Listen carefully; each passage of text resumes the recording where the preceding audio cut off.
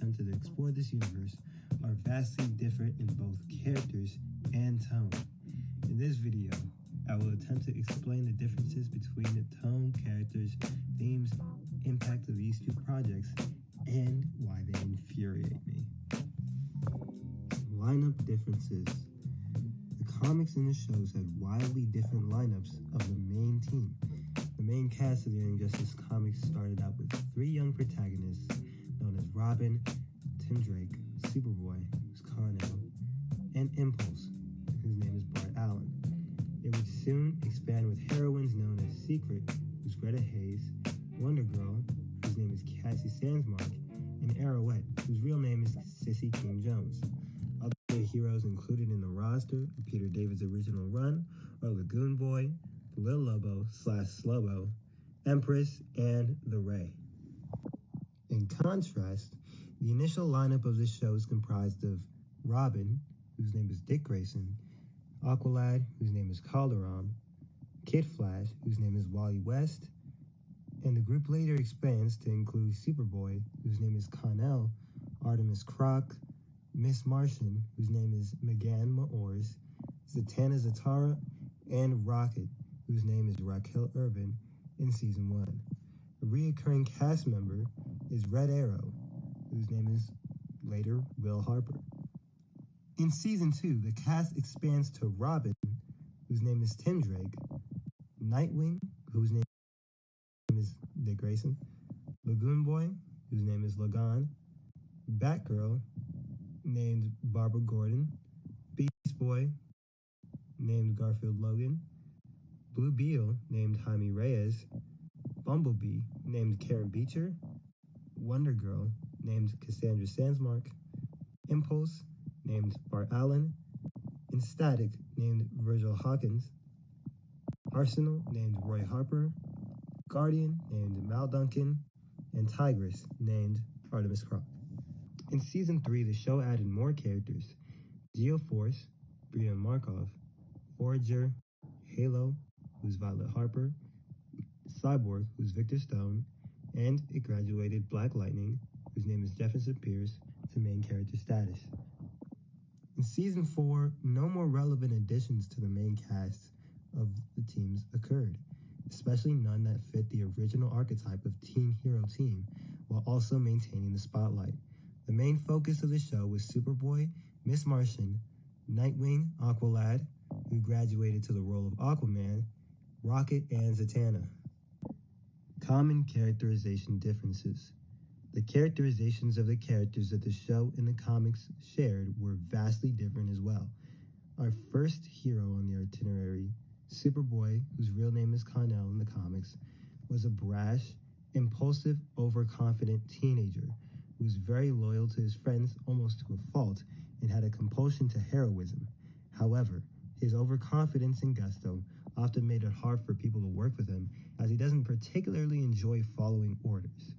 He is often known for his era-distinguishing attire, as well as hair and sunglasses, and he was given the name Con-El by Superman as a show of kinship and brotherhood.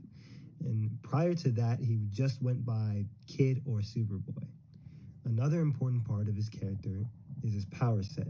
There was no mistaking that his most treasured power, which was also his only power, was tactile telekinesis. He would basically tell everyone he met. Another important character in the comic is Robin, also known as Tim Drake. Tim Drake, who is the third Robin, was immensely stern in his role as the unofficial leader of the team that he put on as the group was just starting. He played the straight man as the most mature of the original trio that consisted of him, Impulse, and Superboy. He was often held back by Batman's strict rules and showed resistance to them on numerous occasions, especially when it came to withholding his secret identity. Tim Drake often struggled with a decent amount of self-doubt and self-confidence issues when leading the team, but still managed to keep his chaotic members in check, for the most part. When it came to it, he butted heads with Superboy several times, but in the end, he wasn't the official leader. Next, we have Impulse. Having grown up in a simulated virtual reality to match the rapid growth of his body, Bart Allen, aka Impulse, has a pretty bad grasp on the concept of consequences. He He acts immediately on his thoughts without any foresight, and that is shown a lot throughout the series.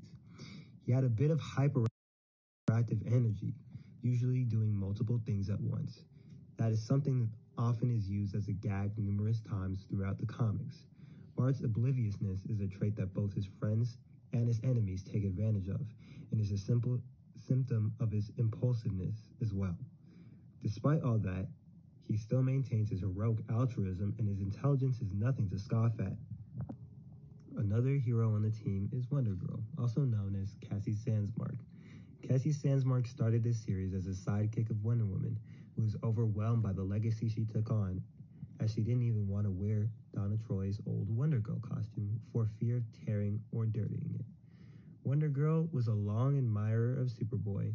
However, throughout this series and many others, she grew into her own as a hero in her own right, becoming the official sanctioned leader of the Young Justice team towards the end of the series.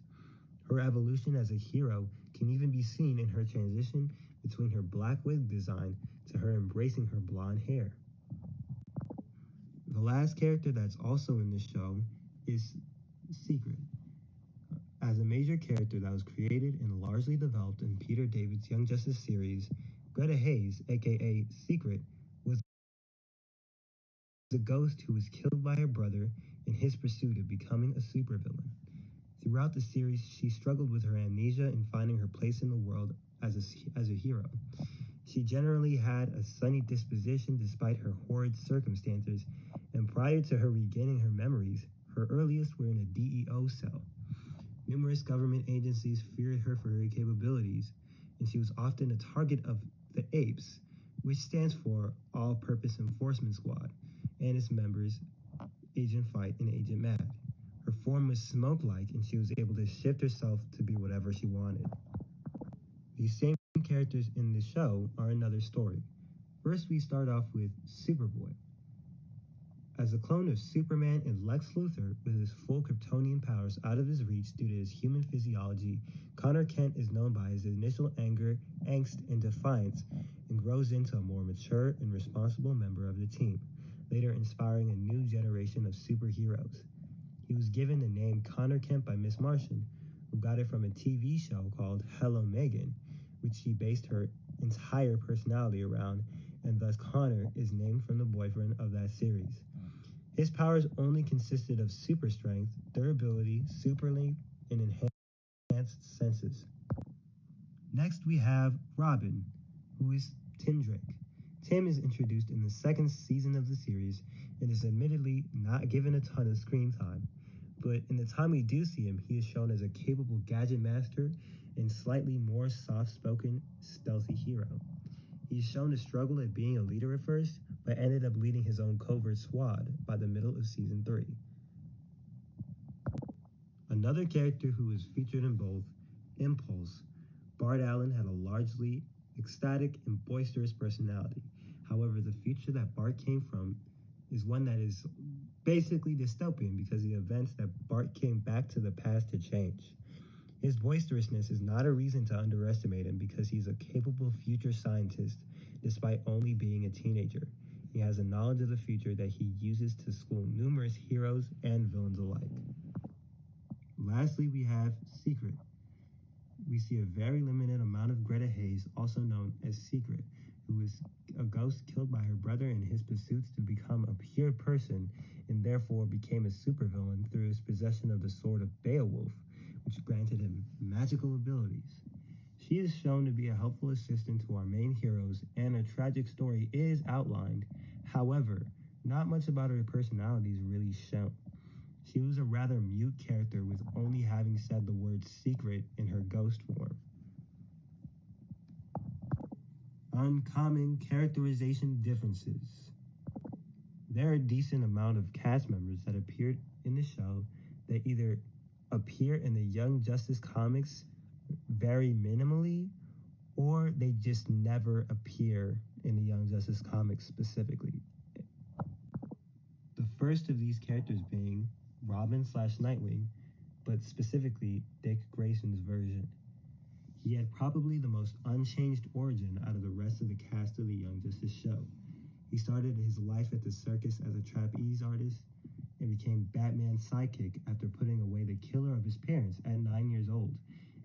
As Robin, he and Batman had unspoken rules, making it more difficult for him to communicate with his team later on in his attempts as a hero. He learned later with the simulation just how much he didn't want to be a leader or be Batman, and admitted thus to Black Canary.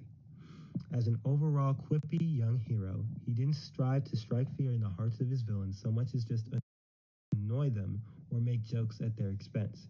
When he transitioned out of the role of Robin, he became Nightwing and later became the hero of the team. As the leader of the team, he took a page out of Batman's book of tactics and continuously kept very important secrets that, if he told at least his inner circle, would have saved the characters a lot of stress. Overall, he's a character who has a well-balanced mix of quips and seriousness and a very fine-tuned moral compass. However, in seasons 2, 3, and 4, he did keep this trend of keeping harmful secrets. A character that appeared in the show, but never in the Young Justice comics, is Miss Martian. The character known as Miss Martian in this show was a white Martian and the niece of Martian Manhunter who had received numerous television signals from Earth and yearned for a better life there. She was particularly mesmerized by a show called Hello Megan, and thus modeled her Earth personality after the show. As a youngling, she and her brother endured constant oppression from the green Martian majority, and in her pursuit of escaping said oppression, she stowed away on one of Manhunter's trips to Earth and became his sidekick afterwards. Her ignorance to the differences between Martian and Earth culture, specifically in reference to the invasiveness of her telepathy, was paramount to her overall development. She learned that reading minds was only okay for the bad guys, and would later tear through her adversary's brains in search of intel. This decision strained her relationship with Superboy, who was her lover at the time. And to make things right, she tried to invade his mind and erase his memories of the reasons that he was upset with her, perverting the psychic bond that they had shared. She has a decently resilient personality who has a loyal bond with her friends and a found family. She is a decisive leader who made wiser decisions as she learned from her mistakes, and the closest counterpart one could give her from the original comic would be Wonder Girl, specifically from the first season. One more character that was a large player in the show but not in the comic was Kid Flash. Wally West was a young admirer of the Flash, whose name is Barry Allen, and he was driven to recreate the scientist experiment that gave Barry his powers. So he did, and he gained super speed. But that speed was slightly slower than Flash himself. He had a fairly stable family life with loving parents, and Barry Allen and Iris West being his aunt and uncle. His flirtatious personality tends to be a bother to his teammates, and he has a decent amount of impulsive tendencies, usually chasing after his old pal Robin. Overall, he still has the drive of heroism and a generally altruistic nature. He's also a big science whiz, having recreated the event that turned Barry into the Flash, and his intelligence is really nothing to scoff at. He would later retire being a hero, but return whenever he was needed, eventually leading to his death at the hands of the Reach. In contrast, in the comics Nightwing, Dick Grayson was a child of two extremely talented acrobatic circus performers and became a skillful acrobat himself. His parents were murdered when he was a child because of a man named Tony Zuko.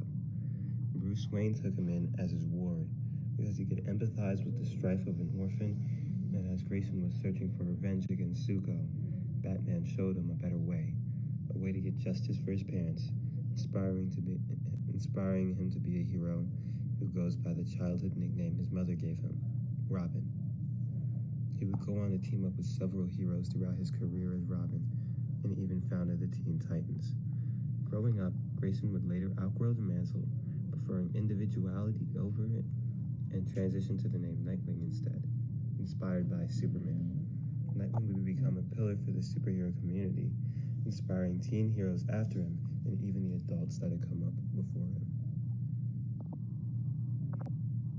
Similarly, the comic counterpart of Miss Martian has a bubbly personality and is a white Martian who had deeply seated insecurities due to the unfavorable reputation of her people. Her code and morals regarding the ethics of telepathy restricted her from invading others' minds unless absolutely necessary. However, she didn't have very much panel time in the comics aside from certain Teen Titans/Titans books. Wally in the comics carries a different mantle. As a Flash, the third one, Wally West is a hero who ended up in the same predicament that his Uncle Barry did to become the Flash, power-wise. He was struck by lightning and showered in chemicals, and became a hero by the name of Kid Flash, often assisting his uncle in saving folks, and participating in the founding of the Teen Titans. As he became an adult, he grew out of his Kid Flash mantle, retiring from hero work altogether. When Barry Allen, a father figure of his, due to his parents not being entirely supportive of his dreams, sacrificed his life during the Crisis on Infinite Earths, Wally took the mantle of Flash and held it for a sufficient amount of time, even having children of his own, so he was trapped in the Speed Force for an unknown amount of time. He has since regained his mantle and his family, however, not without strife. JL relationship differences. The two teams, the comic one, specifically called Young Justice in-universe, and the TV show, only being called the Team or the Justice League's Covert Ops Team, both had different relationships with their respective Justice Leagues. The team known as Young Justice in the Young Justice comic had a pretty independent career as a superhero team, not necessarily taking orders from the Justice League, yet still being able to get along with them in respect. They did inherit the old Justice K from the JLA, however, once it was destroyed by supervillains, the team found an old abandoned mansion to make their base. The team that, towards the beginning, consisted of Superboy, Robin, Kid Flash, Aqualad, Artemis, and Miss Martian, had a cordial understanding with the Justice League and usually followed their orders. They were contracted under the Justice League to be a covert ops team that were assigned missions by the JL. One could say they acted as child soldiers, while the team did have their moments of disobeying orders and confronted the League at times whenever they seemed patronizing. At the end of the day, they deferred to the Justice League and accepted the reprimanding that came with it. They inherited the Justice League's old base, Mount Justice, and when it was destroyed, the team moved into the Watchtower. Tone and era differences. The tone and era are two ways that both the show and the comics are largely different. The tone of the Young Justice comic is mostly humorous, taking on a more cartoony art style and having more over-the-top gags. The gags tend to be a part of the plot and even a part of the resolution. The cartooniness of the comic accentuates the characters' personalities and highlights them as vibrant as they can. The unseriousness and the chaos of the characters make the ultra-serious moments of the show much more impactful, and there's a decent amount of seriousness throughout the series of the comics. The tone of the Young Justice show is mostly serious, relying on the covert aspect of the team's capabilities and using language akin to military squads. There is slight humor, especially with the lingo that is used and created by the young heroes of the show.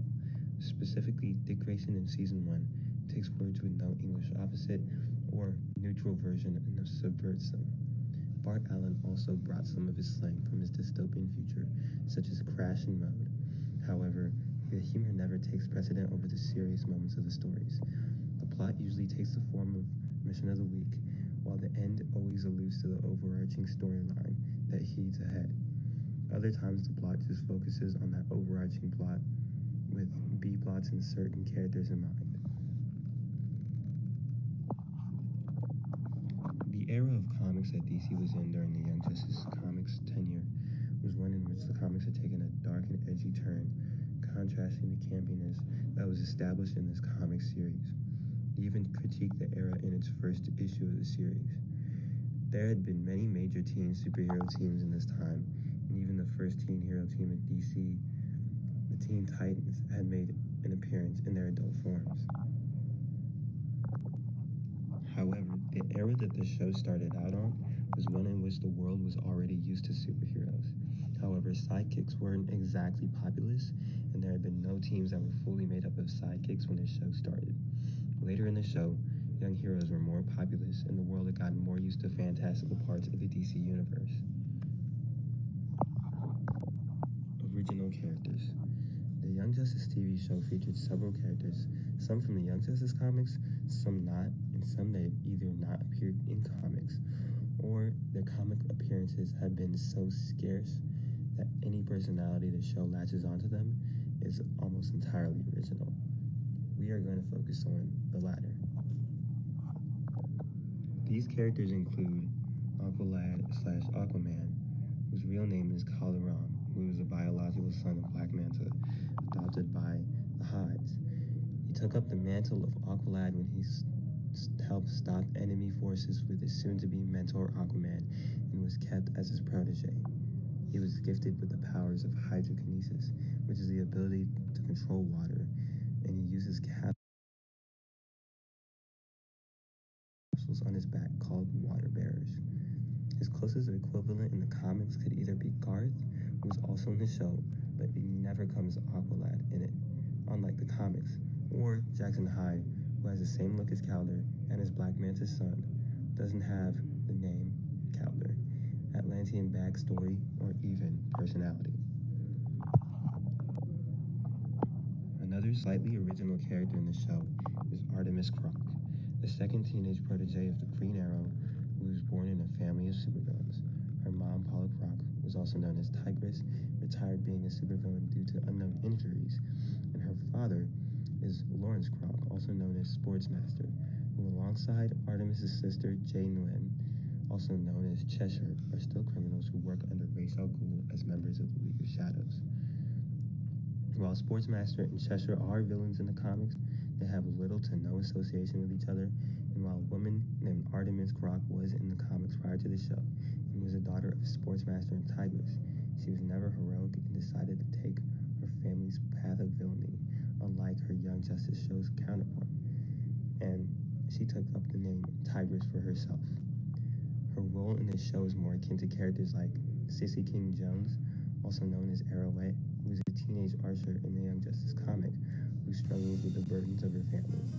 She also reminds me of Speedy, also known as Mia Dearden, who is also a member of the Green Arrow family as a sidekick to Oliver. Another character who could be considered an original character is Roy/Will Harper. He was also known as Speedy first. I know you might be thinking, wouldn't Speedy be the one that's associated with the Flash? Well, you would be wrong, because Speedy got his name by being really fast with a bow and arrow. No, I'm not kidding. You see, Roy Harper was a teenager who was supposed to become Green Arrow's first protege. However, in this show, Roy was kidnapped by Lex Luthor and replaced by a clone right after he started. The clone of Roy, who would later name himself William, essentially lived his life, later becoming unsatisfied with being a sidekick, striking out on his own as Red Arrow. And later he found out he was a clone. The last of his pre-programmed orders were fulfilled. As a control clone, he gave sensitive information to the Justice League's enemies and his against their will. After Will found out he was a clone, he searched desperately for years for who he was cloned from and found him on ice 8 years after the deed had been done. After clearing his conscience and finding himself, literally, he had retired from a life of being a superhero in order to be a present father and run a small security business. Another person who was cloned from Roy Harper, yet this time thinking he was Roy Harper's uncle named Jim, was a hero who went by the name of Guardian. Will, as a character, is essentially not in the comics. He's basically the same character as Roy Harper up until the part where he ends up being a clone. The original Roy Harper in the show took up the name Arsenal, and that could also be his equivalent in the comics. However, due to his sheer time spent with the team and relationships he formed, Will definitely has more in common personality-wise with comic book Roy Harper than his donor. Impact on others. The fan base for this show is way larger than the fan base of the 90s comic. Due to being a show that aired on Cartoon Network, the Young Justice TV series was able to carve out its own niche and introduce new fans to a large number of characters, such as Blue Beetle, Dr. Fate, Zatanna, and the Forever People, to name a few. It even marked the first appearance of some characters in media outside of comics, characters such as Miss Martian, Rocket, Wonder Girl, and Match. Impact on myself. The Young Justice TV show served as one of my introductions to DC and comics as a whole, along with Justice League and Justice League Unlimited. These characters and this brand was something that I expected to be close to the comics. When it wasn't, I was pleasantly surprised to see that the endearing amount of lore they had. Superboy in particular was a big shock since his own TV show personality was a bit bland compared to his comic book counterpart. You can even see this in their designs. The Superboy of the 90s comic was clearly not afraid of being very colorful in his design, comparatively, and simply put in technical terms, he had swag.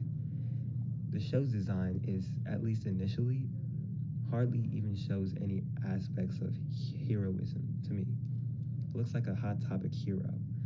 And yes, for anyone who's familiar with the comics, I know that Superboy's design comes from Jeff Johns' run of Teen Titans. That doesn't affect my problems with it. That's just another topic for another video.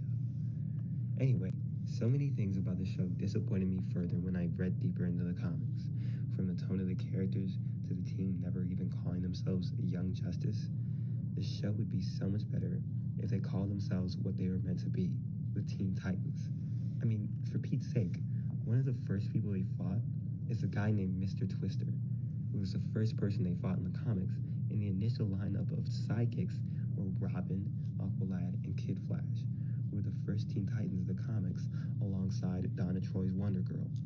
A lot of confusion would be avoided that way, and the show later introduces a teen hero team that goes by the Outsiders, causing even more confusion because the Outsiders in the comics usually feature no teenagers and aren't led by Beast Boy in the show. I don't think changes to the source material are inherently bad. However, when it doesn't actively improve or put an intentional spin on the idea, why even bother changing it? Changing it could cause further confusion and strife between both folks who like the original source material and folks who like the adaptation.